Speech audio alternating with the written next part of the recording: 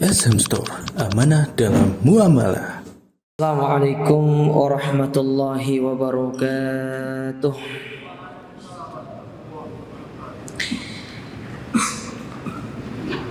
Innal hamdalillah nahmaduhu wa nasta'inuhu wa nastaghfiruh wa na'udzu billahi min syururi anfusina wa min sayyiati a'malina. Man yahdihillahu fala mudilla lahu wa may yudlil fala hadiya lahu. Wa asyhadu an la ilaha illallah wahdahu la syarika lah. Wa asyhadu anna Muhammadan abduhu wa rasuluh. Amma ba'du fa inna asdaqal hadithi kitabullah wa khairal huda huda Muhammadin sallallahu alaihi wa ala alihi wa sallam. Wa syarrul umuri muhdatsatuha fa inna kulla muhdatsatin bid'ah wa kulla bid'atin dhalalah wa kulla dhalalatin finnar. Ma'asyiral muslimin, ikhwani wa akhibbai rahimani wa rahimakumullah. Alhamdulillah, puji dan syukur kita panjatkan kepada Allah Subhanahu wa taala atas segala nikmat yang Allah berikan kepada kita sampai saat ini, sehingga dengan nikmat-nikmat tersebut, nikmat iman, Islam, kesehatan, berada di atas sunnah, kita kembali bisa berkumpul di tempat yang mulia ini, di salah satu di antara rumah-rumah Allah, di dalam salah satu taman di antara taman-taman surga yang ada di dunia. Kembali kita akan melanjutkan kajian kita dari kitab Syarah Salasatil Usul, penjelasan dari 3 landasan utama yang ditulis oleh Syekh Muhammad ibn Shalih Al-Utsaimin, dan pembahasan kita masih berkaitan dengan iman kepada Allah, dan sekarang kita masuk ke perkara yang keempat yang berkaitan dengan iman kepada Allah Subhanahu wa taala.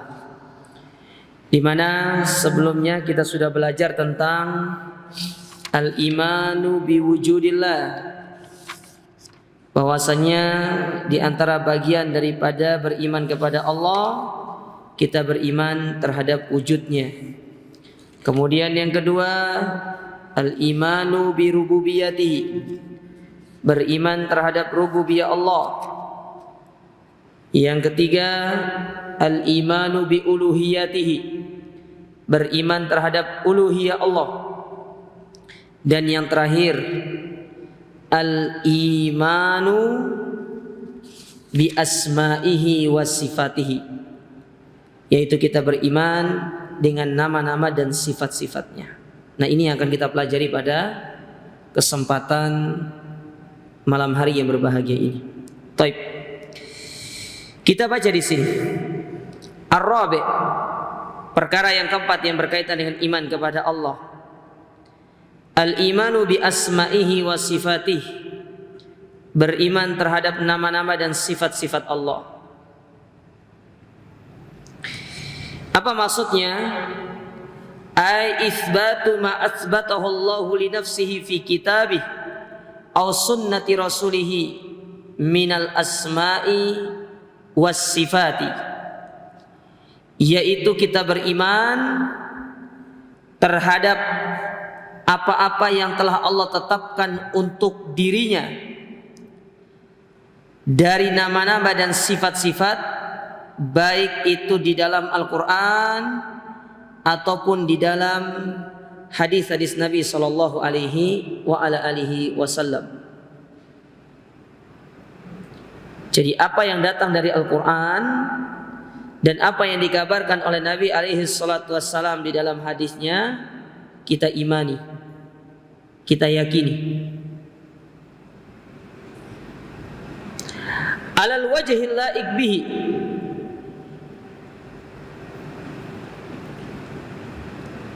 yang pantas bagi Allah Ta'ala, min ghairi tahrifin wala ta'tilin wala takyifin wala tamthilin,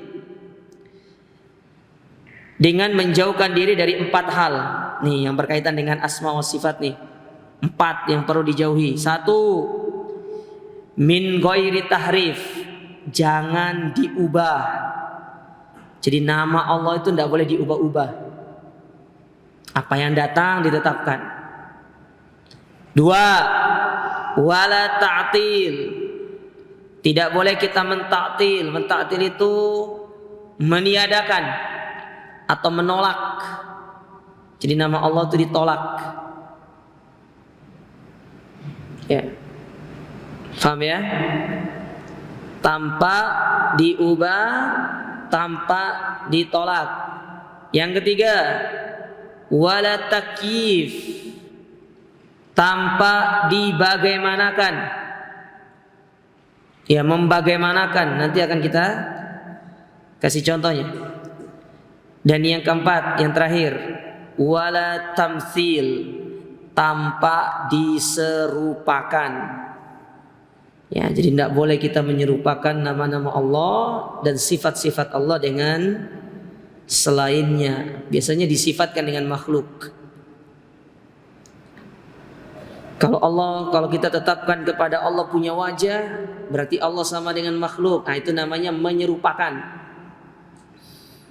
Maka kita katakan apa yang telah ditetapkan oleh Allah dan Rasulnya berkaitan dengan nama-nama dan sifat-sifat cukup diimani, ditetapkan apa adanya, dan jauhkan diri kita dari 4 ini. Yang pertama tadi saya ulangi, tahrif. Tahrif itu merubah makna. Yang kedua, ta'til, meniadakan atau menolak. Yang ketiga, takyif, membagaimanakan. Sedangkan yang keempat, tamtsil, menyerupakan. Ini 4 kaidah dasar dalam asma wa sifat, harus dipegang.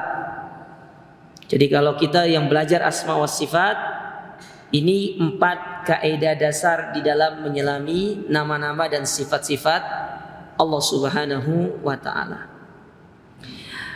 Sejatinya kita tidak akan belajar secara mendalam ya masalah nama-nama dan sifat-sifat Allah ini, karena perkara ini perkara yang lumayan buat ruwet sebenarnya, pusing kita.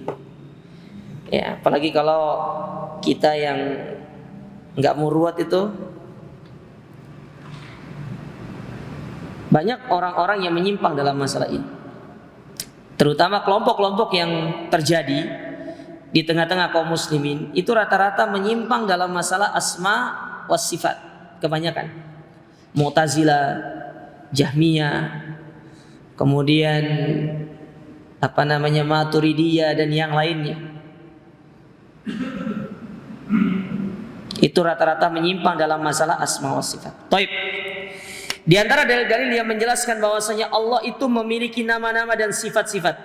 Yang pertama, dalam surat Al-A'raf pada ayat yang ke-180, kata Allah Subhanahu wa taala, walillahil asmaul husna fad'uuhu biha. Dan bagi Allah nama-nama yang indah, maka berdoalah kepada Allah biha, dengannya, dengan nama-nama tersebut. Kata Imam Al-Qurtubi rahimahullahu ta'ala dalam tafsir beliau mengatakan yang dimaksud dengan fad'uhu biha, berdoalah dengan nama-nama tersebut. Ketika kita berdoa meminta sesuatu kepada Allah, maka memintalah dengan menyebut nama yang sesuai dengan keinginan kita tadi. Contoh, antum minta rahmat, maka sebut nama Allah Maha Pemberi Rahmat, yaitu Ar-Rahman atau Ar-Rahim. Irhamna, irhamni. Ya Ar-Rahman, ya Ar-Rahim, irhamni. Antum minta rizki, maka sebut nama Allah Maha Pemberi rizki, yaitu Ar-Razzaq.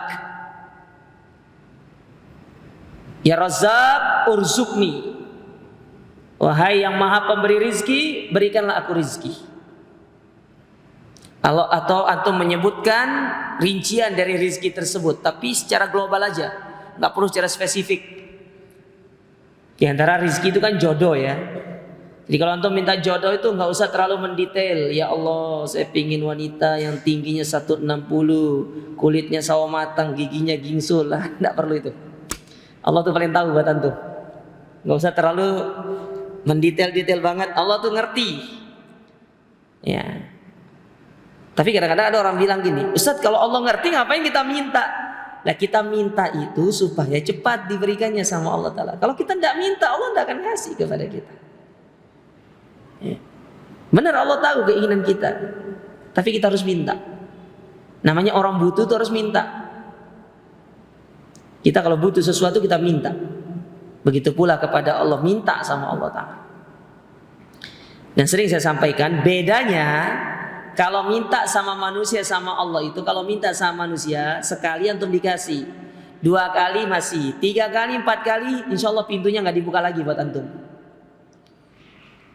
Tapi kalau minta kepada Allah, minta sekali, 2 kali, 100 kali tetap diberikan. Bahkan Allah tetap cinta, tambah cinta sama kita. Kalau kita sering minta kepada Allah, makanya nggak ada ruginya orang minta sama Allah Ta'ala. Bila perlu setiap hari itu antum minta banyak-banyak. Ya, belum dikabulkan, besok minta lagi. Besok minta lagi. Ya, sudah diberikan, minta lagi. Tidak masalah. Karena Allah itu Maha Kaya. Allah Maha segalanya, punya segalanya di atas muka bumi. Nah, itu contoh ya. Maksudnya dari fad'uhu biha, kata Imam Al-Qurtubi, maka berdoalah dengan nama-nama tersebut kepada Allah. Sebut. Sehingga jangan sampai salah nanti. Antum minta ampunan atau antum minta rizki nanti, ya Ghafar, wahai Maha Pengampun, berikan aku rizki. Ya ini tidak cocok ini, nggak match. Ya, tidak cocok. Jadi harus minta sesuai dengan keinginan kita. Lalu apa kata Allah melanjutkan ayat itu? Wadarul ladzina yulhiduna fi asma'ihi, dan jauhkanlah diri kalian dari orang-orang yang memalingkan makna dari nama-nama Allah tersebut. Jauhi diri mereka. Orang-orang yang mentakwil, orang-orang yang merubah-rubah nama Allah, tinggalkan. Sayujzauna ma kanu ya'malun, karena kelak mereka akan mendapatkan balasan dari perbuatan mereka.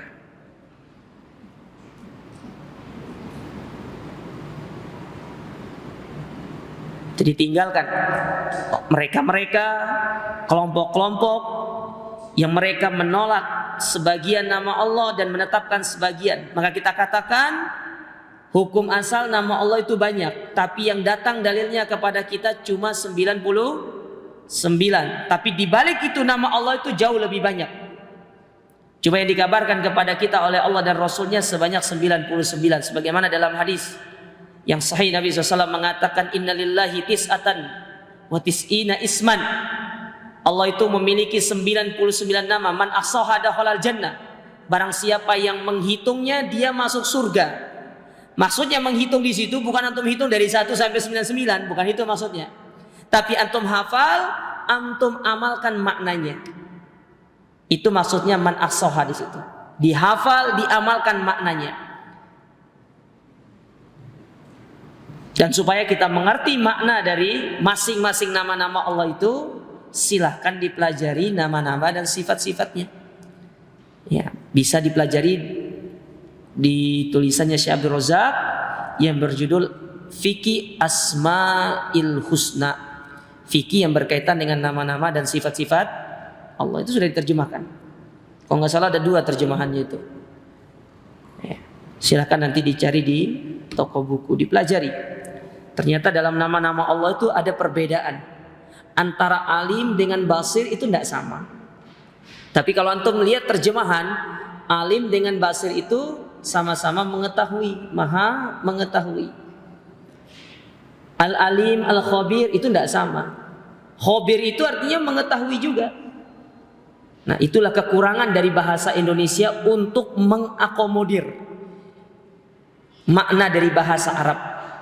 Bahasa kita nih kurang bisa untuk menerjemahkan bahasa Arab dengan baik. Ya. Sehingga perlu sekiranya antum yang masih muda sih saya sarankan. Kalau yang tua-tua kayaknya Wis memorinya ndak kuat ya. Ibarat kata prosesor kayaknya ini Pentium kayak. Antum sudah beda gitu kan ya. Sudah, kalau yang masih muda ini masih kuat. Ya, masih kuat ingatannya. Tapi yang tua jangan mau kalah juga, harus belajar bahasa Arab biar ngerti. Karena terkadang itu tadi ada kosakata dalam bahasa Arab itu tidak bisa diterjemahkan dengan baik dan benar ke dalam bahasa Indonesia. Harus butuh kepada penjelasan bahasa Arab, baru kita akan bisa mengerti maknanya. Kayak contoh itu Al-Alim Al-Khabir. Kalau untuk terjemahkan sama-sama maha mengetahui, padahal antara Al-Alim dengan Khabir itu tidak sama. Ya. Baik. Ayat kedua dalam surat Ar-Rum pada ayat yang ke-27. Allah Subhanahu wa taala berfirman, "Walahul matsalul a'la fis samawati wal ard." Dan baginya lah sifat-sifat yang maha tinggi baik di langit maupun di bumi. Wa huwal azizul hakim. Dan dialah yang maha perkasa lagi maha bijaksana. Nah, di situ Allah menyebutkan ada 3 nama di situ. Ada 2. Al-Aziz, Al-Hakim, yang maha perkasa lagi maha bijaksana. Itu 2 nama Allah, Al-Aziz, Al-Hakim. Tapi antum tidak boleh langsung menamakan diri antum ya. Nama antum siapa? Al-Aziz. Tidak boleh. Harus ada tambahan di depannya. Abdul Aziz atau Abdul Hakim. Ya, harus ada kata Abdunnya. Ya, tidak boleh langsung namanya. Namanya siapa? Al-Aziz. Tidak boleh. Ya. Tapi ada harus di depannya Abdul Aziz. Ya. Ayat yang ketiga dalam surat Asy-Syura pada ayat yang ke-11.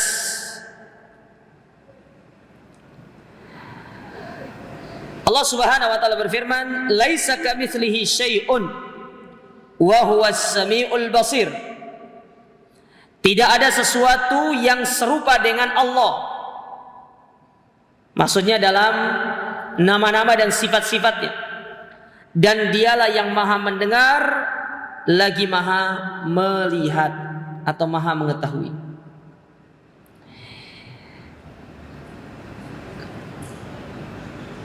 Kata Syekh Abdurrahman bin Nasir As-Sa'di ketika beliau menafsirkan ayat ini, surat Asy-Syura ayat yang ke-11 ini, apa kata beliau? Beliau mengatakan,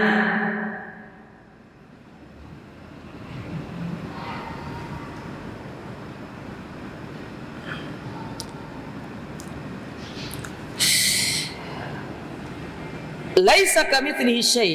Apa yang dimaksud dengan tidak ada yang serupa dengan Allah? Ai laisa yushbihuhu ta'ala wa la yumathiluhu syai'un min makhluqatihi. Bahwasanya tidak ada satu makhluk pun yang mirip dan menyerupai Allah Subhanahu wa taala. Dalam masalah apa? La fi dzatihi wala fi asma'ihi wala fi sifatihi wala fi af'alihi.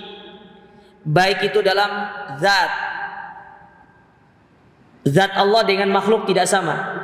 Jangankan kita bandingkan antara Allah dengan makhluk secara zat, antara sesama manusia saja zatnya itu enggak sama. Contoh, meja itu punya kaki, antum punya kaki. Kita ini sama-sama makhluk ya. Meja itu makhluk, manusia itu makhluk. Meja punya kaki, antum punya kaki. Secara zat sama enggak kakinya meja dengan kakinya manusia? Tidak sama. Makhluk yang bernyawa. Ayam punya kaki, antum punya kaki. Kakinya ayam sama kaki manusia sama atau tidak? Tidak sama. Kalau sesama manusia saja, secara nama sama kaki, Tapi kalau secara zat bisa berbeda, bagaimana dengan Allah? Itu maksudnya. Paham nggak maksudnya? Lihat ya, saya ulangi ya. Namanya boleh sama-sama kaki namanya. Tapi secara zat berbeda. Secara fisiknya berbeda. Manusia punya kaki, ayam punya kaki. Apakah sama kakinya manusia dengan kaki ayam? Jawabannya tidak. Nah, kalau sesama makhluk ciptaan Allah saja, secara nama satu tapi zatnya bisa berbeda-beda, apalagi kalau itu dengan Allah, maka tentu jauh lebih utama. Allah itu memiliki zat yang lebih sempurna daripada makhluk ciptaannya. Kita saja kalau lihat manusia ya, lihat manusia yang ciptaannya sempurna itu sudah tidak ada cacat lah istilahnya. Kita sudah mengatakan, oh Masya Allah ya, manusia ini diciptakan secara sempurna. Kadang-kadang kan kalau dokter, ya kemudian bidan membantu melahirkan itu, selamat bu, anak ibu lahir dengan sempurna. Artinya tidak ada cacat. Telinganya 2, tangannya 2, jari jemarinya ada, kakinya, hidung, matanya, pokoknya tidak ada cacatnya. Ya, bibirnya tidak sumbing. Pokoknya tidak ada cacatnya anak tersebut lahir. Kita sudah katakan dia lahir dalam kondisi sempurna. Kalau itu sudah dikatakan kesempurnaan di dalam penciptaan, bagaimana yang menciptakan? Itu jauh lebih sempurna. Paham maksudnya? Ya, ini saya pelan-pelan ya, karena memang menguras otak ini. Ya, menguras otak masalah ini. Nah, begitu pula dalam masalah nama. Dalam masalah sifat. Manusia punya nama, manusia punya sifat. Manusia memiliki zat. Makhluk Allah yang lainnya juga punya zat. Hewan-hewan ada zatnya, ada namanya. Hewan punya kaki, manusia punya kaki. Sama-sama namanya kaki, tapi secara zat mereka tidak sama. Kalau antar sesama ciptaan Allah saja bisa tidak sama, maka ini tidak bisa dibandingkan dengan Allah sebagai sang pencipta.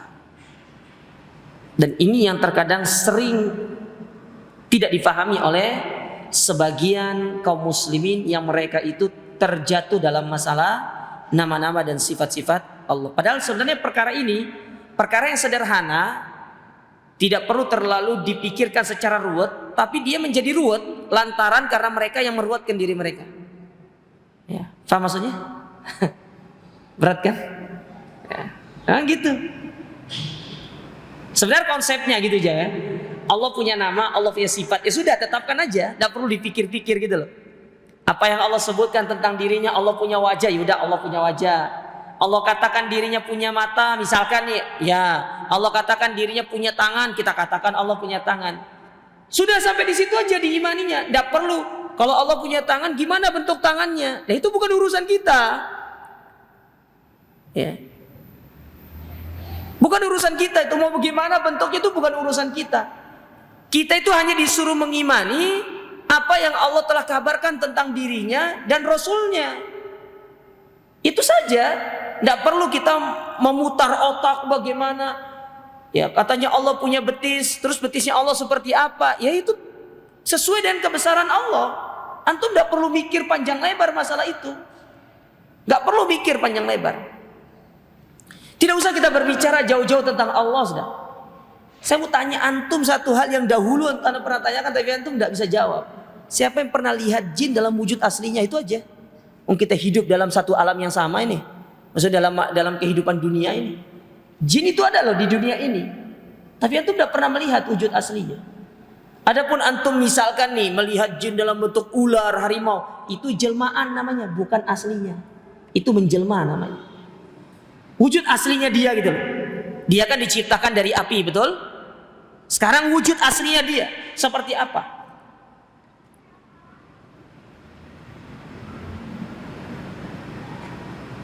Terlalu berat. Kita sederhanakan lagi. Antum punya ruh, ya toh? Pernah nggak antum lihat ruh antum seperti apa? Oh, ruh ana seperti manusia, Ustaz, seperti ana, Ustaz. Dari mana dalilnya? Coba. Ruh itu seperti, ya mungkin kalau antum lihat film-film yang ya imajinasi, ruh itu seperti bola yang bundar yang bercahaya. Mana dalilnya? Qul hatu burhanakum in kuntum shadiqin. Mana dalilnya? Itu aja kita tidak bisa mendeskripsikan dengan secara eksplisit, tidak bisa jemaah. Apalagi antum mau mendeskripsikan tentang Allah. Tidak pernah antum lihat Allah itu. Nabi saja ketika melakukan Isra dan Mi'raj, bertemu dengan Allah Subhanahu wa taala sampai pada jarak yang sangat dekat dengan Allah. Nabi pun mengatakan, aku tidak melihat Allah, aku hanya melihat cahaya di atas cahaya. Artinya tidak bisa melihat Allah Subhanahu wa taala. Kalau Nabi saja yang pernah melakukan sebuah perjalanan yang fenomenal untuk bertemu dengan Allah tapi tidak mampu melihat Allah, bagaimana kita yang tidak pernah melihat, tidak pernah melakukan perjalanan seperti Nabi SAW? Maka tidak perlu dipikir panjang lebar. Allah katakan dalam Al-Quran Allah punya tangan. Sudah, katakan Allah punya tangan. Allah katakan dalam Al-Quran punya wajah. Cukup kita katakan Allah punya wajah. Tapi bagaimana wajahnya Allah, tapi bagaimana tangannya Allah, itulah yang dilarang pada pembahasan awal tadi saya sampaikan. Wala takyif, jangan membagaimanakan. Stop, bab itu tidak boleh. Karena kalau antum masuk ke dalam bab itu, disitulah antum akan tergelincir nantinya. Antum akan jatuhnya di situ nanti. Ya. Itu sebuah zona merah yang nggak boleh dimasuki sebenarnya. Jangan dimasuki. Zona itu zona yang berbahaya. Karena kalau antum masuk zona itu, itu jadinya kayak Mu'tazilah, kayak Jahmiyah, ya,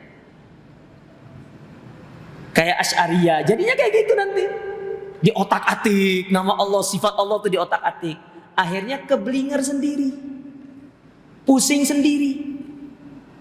Padahal Islam itu simpel, akidah Ahlussunnah itu simpel. Tetapkan Allah punya nama, Allah punya sifat. Adapun bagaimana dan sifat Allah Ta'ala, zat Allah Ta'ala, itu kita serahkan semuanya kepada Allah. Kita cukup mengimani di dalam apa yang ada di dalam Al-Quran dan hadis-hadis Nabi SAW. Taib. Contoh misalkan, Nabi SAW bersabda, Inna quluba bani Adam baina usbu'aini min asabi'ir rahman. Sesungguhnya hati-hati anak Adam di antara dua jari jemari Allah. Pertanyaan saya, apakah antum ingin mengatakan Allah punya jari 5? Sementara Nabi mengatakan di situ di antara dua jari jemari Allah. Apakah antum ingin menetapkan Allah punya jari 5? Oh ya Ustaz, Anda tetapkan Allah punya jari 5. Pertanyaan berikutnya, mana dalilnya? Mana dalilnya Allah punya jari 5?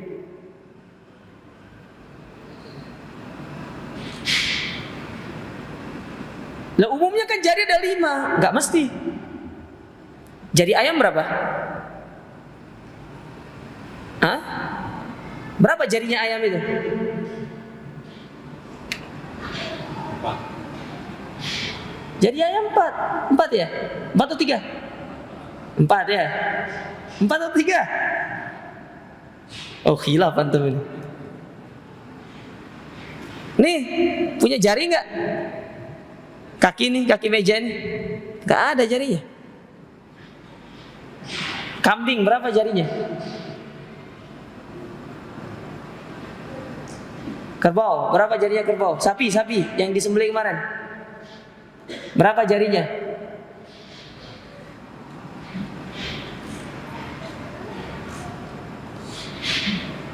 Nabi hanya menyebutkan hati anak Adam itu di antara dua jari jemari Allah.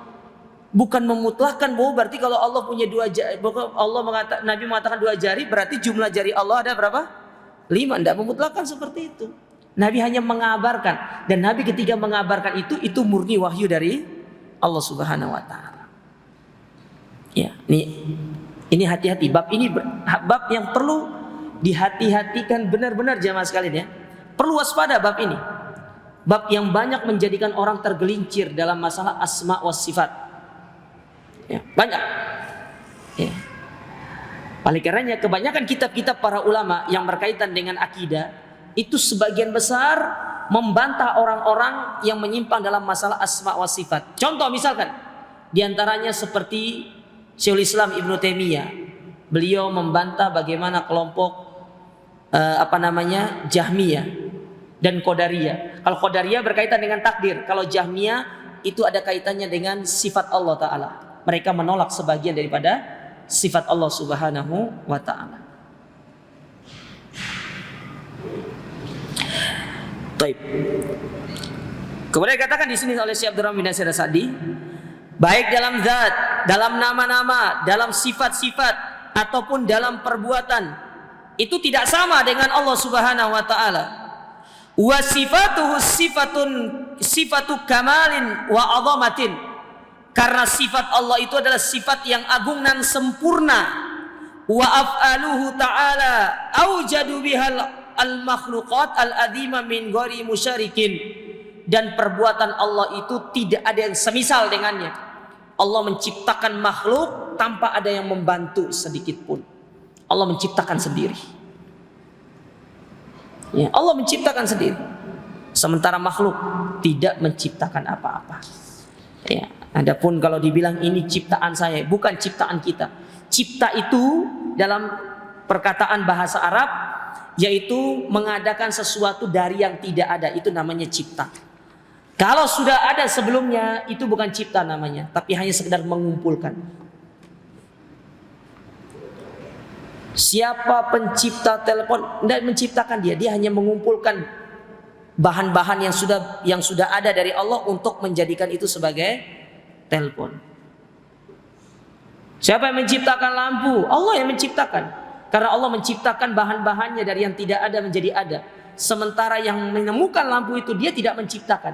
Dia hanya merakit komponen-komponen yang sudah Allah ciptakan. Itu namanya merakit, bukan menciptakan. Namanya menciptakan itu dari tidak ada menjadi ada. Ya. Itu namanya menciptakan. Kalau bahannya sudah ada itu bukan mencipta namanya, tapi merakit atau membuat. Sementara menciptakan itu murni merupakan perbuatan Allah Subhanahu wa Ta'ala. Baik, kita lanjutkan. Wa qad dalla fi hadzal amr ta'ifatan. Dan di dalam permasalahan ini ada dua kelompok yang menyimpang. Ya, ada dua kelompok yang menyimpang. Yang pertama, kelompok yang disebut dengan al-mu'attilah. Ya. Al-mu'attilah, sebagaimana yang saya sebutkan tadi di pembahasan awal. Al-mu'attilah yaitu kelompok yang mengingkari nama-nama dan sifat-sifat Allah, atau menetapkan sebagian dari nama-nama dan sifat-sifat Allah. Jadi mu'attilah itu dibagi dua juga. Ada mu'attilah yang menolak semuanya, ada mu'attilah yang menetapkan sebagiannya. Jadi ditolak sebagian, ditetapkan sebagian. Ya. Hanya nama-nama dan sifat-sifat tertentu yang ditetapkan. Sementara yang lainnya ditolak. Ya. Maka dikatakan di sini, kenapa mereka itu menolak nama-nama dan sifat-sifat Allah? Zaimina anna isbataha yaltalzimu tashbih. Karena kalau kita menetapkan nama-nama dan sifat-sifat Allah, berarti kita telah menyerupakan antara Allah dengan makhluk. Ini kan prasangka semata, saudara. Ya. Kenapa menolak sifat Allah? Kalau kita menetapkan Allah punya sifat, berarti sama dengan makhluk. Makhluk punya sifat. Maka akidah Ahlussunnah mengatakan Allah itu punya sifat. Tapi sifatnya Allah tidak sama dengan sifat makhluk. Sifat Allah itu sempurna. Allah punya nama. Dan nama Allah itu maha indah. Berbeda dengan namanya manusia. Tidak sama. Ketika nama itu melekat kepada Allah, maka itu menunjukkan kesempurnaan dari nama-nama tersebut. Sedangkan ketika nama itu melekat kepada makhluk, maka dia pun statusnya sama kayak makhluk itu. Penuh dengan kekurangan. Makanya Allah itu namanya itu maha, selalu maha. Kalau sudah maha itu tidak ada lagi yang berada di atasnya. Sudah yang paling tinggi. Maha mendengar. Berbeda dengan manusia memiliki sifat mendengar. Pendengarannya manusia terbatas. Tapi pendengaran Allah tidak ada batasnya. Bahkan sampai apa yang ada di dalam hati manusia, Allah bisa mendengarnya. Kita tidak bisa mendengar bisikan hati manusia itu. Sehebat-hebatnya kita, ataupun seluar biasanya kita diberi gelar sebagai orang indigo misalkan ya, tidak bisa mendengar isi hati manusia itu. Tidak ada orang yang bisa membaca isi hati manusia. Tapi Allah Ta'ala mengetahui isi hati manusia. Wa na'lamu ma tuwaswisu bihi nafsuh, dan kami mengetahui apa yang dibisikkan ke dalam hati-hati mereka. Ditahu sama Allah Ta'ala. Orang di samping antum tidak ngerti isi hatinya apa. Antum lagi duduk sama satu orang nih. Duduk sama satu orang. Antum ngobrol secara lisan, dia berbicara dengan suara yang bisa kita dengar. Tapi hatinya, kita tidak ngerti isi hatinya apa. Kita hanya bisa mengetahui apa yang diucapkan melalui lisannya, tapi hatinya kita tidak ngerti. Ya, maka dari sini satu pelajaran, kita tidak boleh memvonis seseorang itu secara gegabah, karena kita tidak pernah mengetahui isi hati orang lain itu. Sama kayak orang yang suka mengatakan, oh dia tidak ikhlas. Dari mana anda tahu dia tidak ikhlas? Sementara masalah keikhlasan itu perkara hati. Hati itu yang berbicara, bukan lisan. Hati yang berbicara. Ada orang sedekah di muka umum, kita melihatnya seolah-olah dia sedang riya, tapi kan kita tidak tahu isi hatinya. Bisa jadi dia sedekah itu dalam rangka untuk mengajak orang-orang lain yang melihat dia supaya termotivasi melakukan sedekah. Kita tidak ngerti. Tapi dengan lancangnya kita memvonis orang dia tidak ikhlas. Tapi Allah tahu. Allah mengetahui apa yang ada di dalam hati-hati kita. Nah, ini yang harus dipahami jamaah sekalian. Pendengaran Allah itu tidak ada batasnya. Ya, pendengaran Allah tidak ada batasnya. Kita aja tidak bisa mendengar kalau ada orang yang berbicara di dalam ruangan itu. Tidak bisa. Jangankan apa yang di dalam hati, sekarang nih yang di dalam sana. Atau antum lihat ada orang di luar sana lagi ngomong, antum tidak bisa dengar apa yang diomongkan. Tidak bisa dengar. Karena memang pendengaran manusia itu terbatas. Penglihatan, ya, penglihatan Allah, kata Syekh Abdurrahman bin Nasir As-Sa'di, penglihatan Allah itu sangat tajam. Bahkan Allah mampu melihat semut hitam di atas batu hitam di tengah kegelapan malam.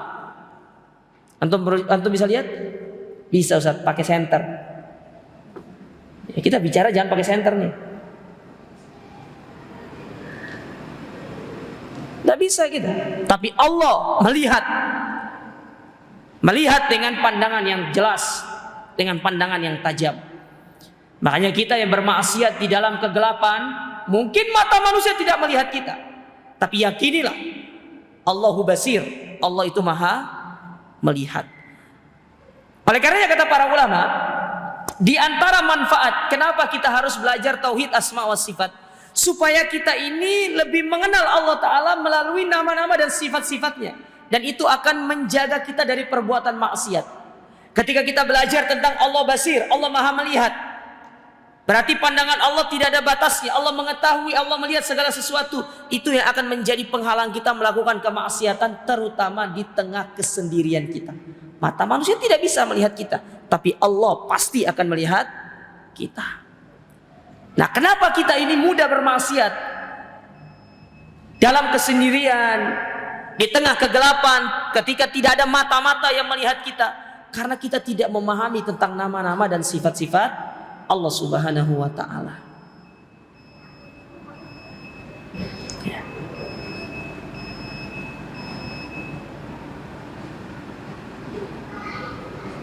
Baik, kita lanjutkan sedikit. Ini belum ada di luar kan? Jadi kelompok yang pertama disebut dengan al-mu'attilah, yang mengingkari. sebagian dan seluruh sifat-sifat Allah. Kenapa mereka mengingkari? Karena tadi mereka beranggapan kalau kita menetapkan bagi Allah nama dan sifat-sifat berarti Allah itu sama dengan makhluk. Dibantah sama Syekh Muhammad bin Shalih Al-Utsaimin di sini. Apa bantahan beliau? Ya.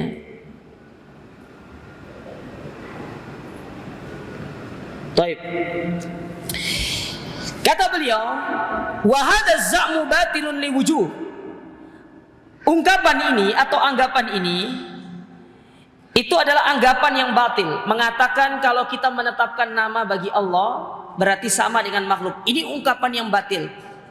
Ditinjau dari dua hal. Dari dua sisi. Kenapa ini ungkapan yang batil? Ditinjau dari dua sisi. Sisi yang pertama, annahu yaltalzimu lawazima batilatan katanaqudi fi kalamillahi subhanahu. Ya. Kalau kita mengatakan bahwasanya Allah itu memiliki nama dan itu akan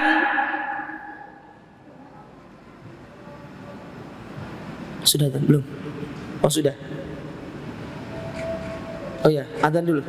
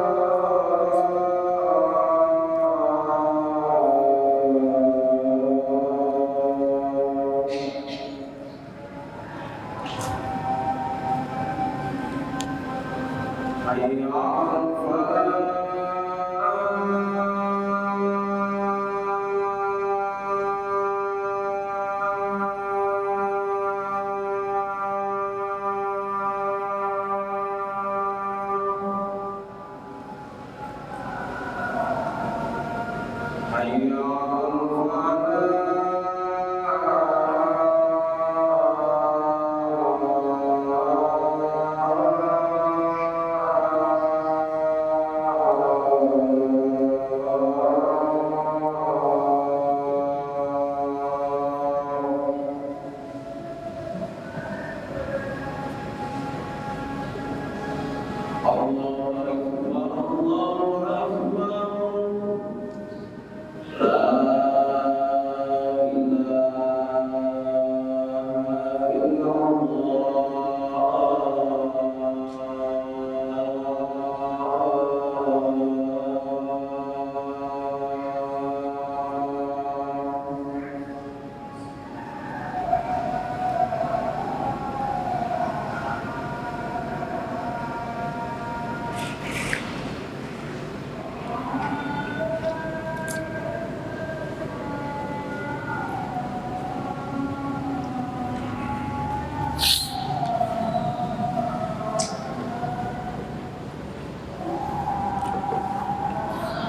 Allahumma shalli ala sayyidina. Baik.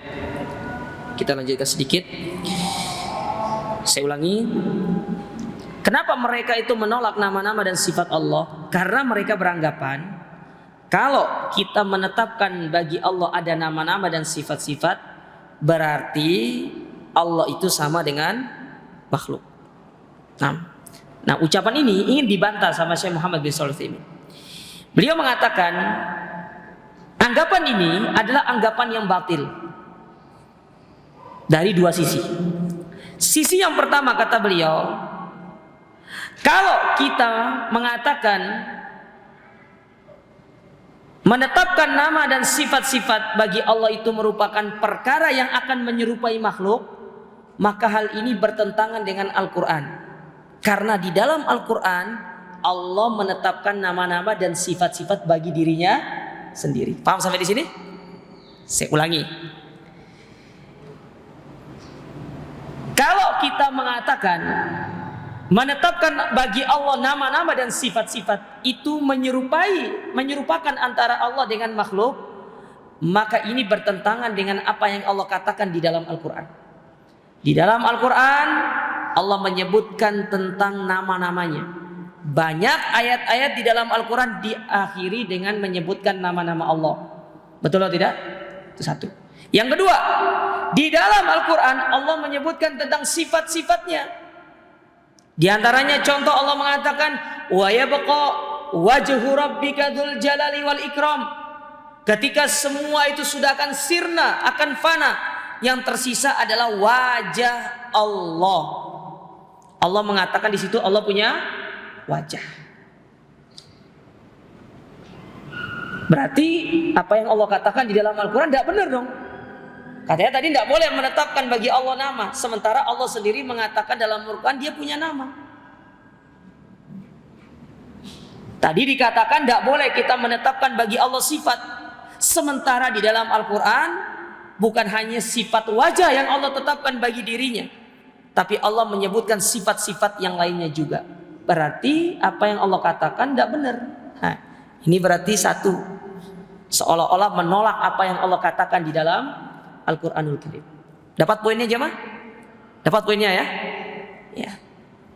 Jadi sisi yang pertama, kalau mereka menolak sifat-sifat Allah dan nama-nama Allah dengan alasan ini akan menyerupakan Allah dengan makhluk, kita katakan satu, Allah di dalam Al-Quran menyebutkan tentang nama dan sifat-sifatnya. Berarti Allah dusta dengan apa yang Allah katakan. Dan mengatakan Al-Quran itu tidak benar, itu termasuk tanda kekufuran. Antum tolak satu huruf dari Al-Quran, itu sudah cukup menjadikan kita keluar dari Islam. Bagaimana kalau ini menolak satu ayat, satu surat? Ya. Contoh surat Al-Ikhlas. Surat Al-Ikhlas itu surat yang berbicara tentang nama-nama dan sifat-sifat Allah. Qul huwallahu ahad, katakan Allah itu satu, sifat Allah. Allah itu satu, tidak berbilang. Allahus somad, Allah tempat bergantung. Lam yalid walam yulad, tidak beranak, tidak pula diperanakan. Allah punya sifat tidak beranak, Allah punya sifat tidak diperanakan. Artinya Allah tidak lahir dari proses kelahiran. Allah tidak punya anak juga.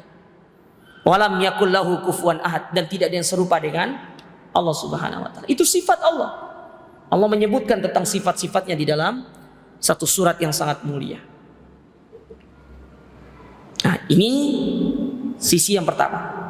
Berarti kita ini seolah-olah menolak apa yang telah dikabarkan oleh Allah di dalam Al-Quran. Bantahan yang kedua terhadap ungkapan tadi, kalau kita mengatakan Allah itu punya wajah, kalau kita mengatakan Allah punya nama dan sifat, berarti sama dengan makhluk. Berarti kita menyerupakan Allah dengan makhluk. Bantahan yang kedua, kata Syekh Muhammad bin Shalih, apa kata beliau? Annahu la yalzam min ittifaqi syai'aini fi ismin aw sifatin an yakuna mutamatsilaini. Tidak melazimkan ketika perkara itu secara nama sama, tapi secara sifat pasti sama.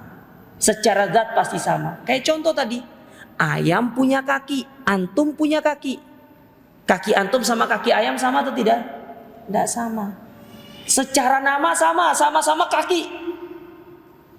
Ya, Sama-sama kaki namanya, tapi secara zat tidak sama.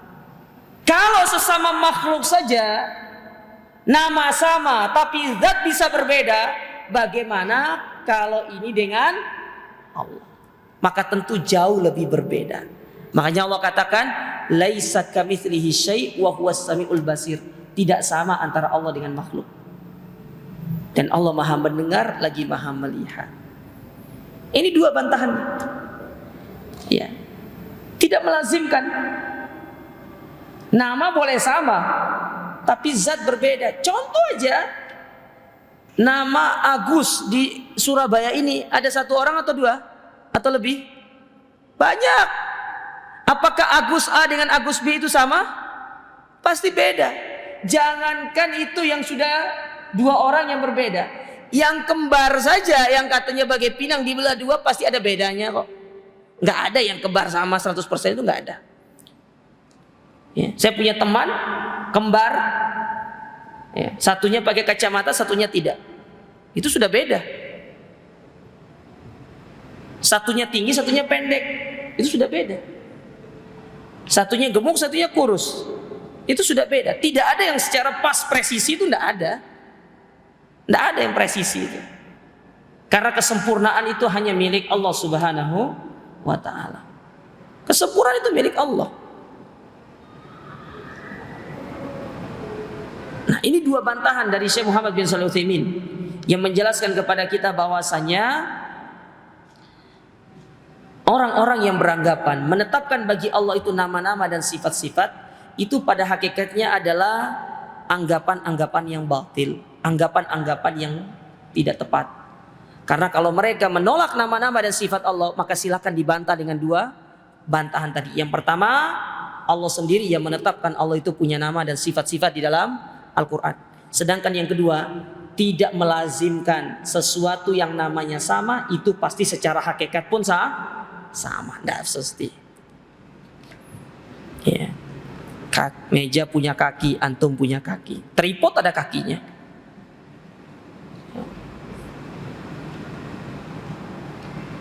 Onta punya tangan, kambing punya tangan. Saya mau tanya sama antum, onta itu tangannya sebelah mana? Depan atau belakang? Onta itu depan atau belakang tangannya? Onta itu tangannya itu belakang, bukan depan. Onta itu tangannya di belakang. Dan itu yang menjadikan khilaf di kalangan para ulama terkait masalah sujud itu lutut dulu atau tangan dulu. Karena terjadi khilaf. Onta itu tangannya depan atau belakang. Dan yang paling kuat, yang paling roji, onta itu tangannya di belakang. Ayam punya tangan gak? Sayap itu tangan gak sih? Sayap itu loh. Sayap ayam itu tangan atau enggak itu? Kalau antum bilang itu tangan, ada jarinya enggak? Enggak ada. Manusia punya tangan, ada jarinya, tapi tidak sama dengan tangannya ayam yang berupa sayap itu. Kalau kita mengatakan sayap itu adalah tangan. Nah, jadi sebenarnya sederhana dalam masalah ini. Kita cukup menetapkan apa yang Allah Subhanahu wa taala kabarkan kepada kita melalui nama-nama dan sifat-sifatnya.